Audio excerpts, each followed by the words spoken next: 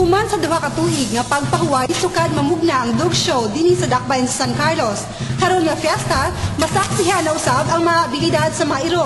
Lakip na nga mga nagkadayang klase niini. Ang katuyuan sa mga pasundayag mo ang pagdasig sa tag-iya nga mahimong responsable nga tag-iya og iro.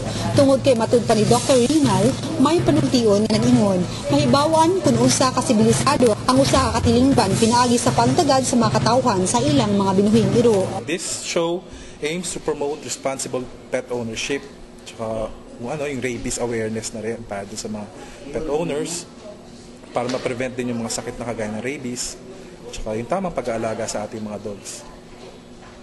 Yan, sabi nga you can judge or assess how civilized a society is by just looking at the way they treat their animals. Sa pakikinabi sa Dateline News Team, uban kang Dr. Jeffrey Yunat, veterinarian 3 sa buhatang city agriculturist.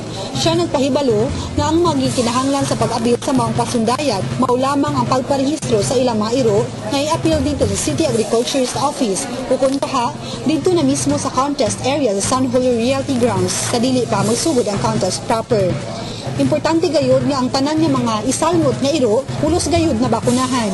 Mamahimong muduo lamang kang Dr. Jeff mismo o kaha sa mga personnel o staff sa ilang buhatan aron sa pagparehistro. Ang contest o pasundayag pagahimuon karong Nobyembre 3, 2009 sa San Julio Realty Grounds. Alauna ang takna sa hapon.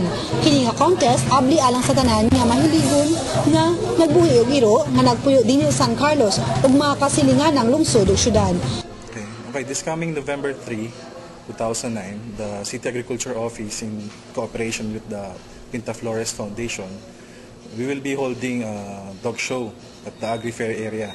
So near the City Hall, the back of the City Hall, at the Agri-Fair, at the Trade Fair area. The requirements for the dog show will be, if you have mixed breed or you have purebred dogs, you can participate. No, another requirement will be rabies vaccinated. The dog should be rabies vaccinated.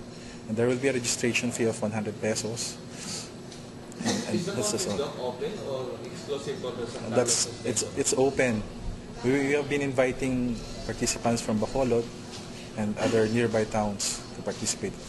Ang mga kategorya sa mga contest mo kini: Best Up Your Dog Contest, Best Puppies in All Breeds, Best of Breeds alang sa mga hingkod nga iro kan adult, Best in Group, Best in Show alang sa mga itoy, o Best in Show alang sa mga hingkod nga iro. Ang mga premyo alang sa mga mananaog mo ang cash prizes, tropeo, dog food, certificate, o uban pa nga mga giveaways.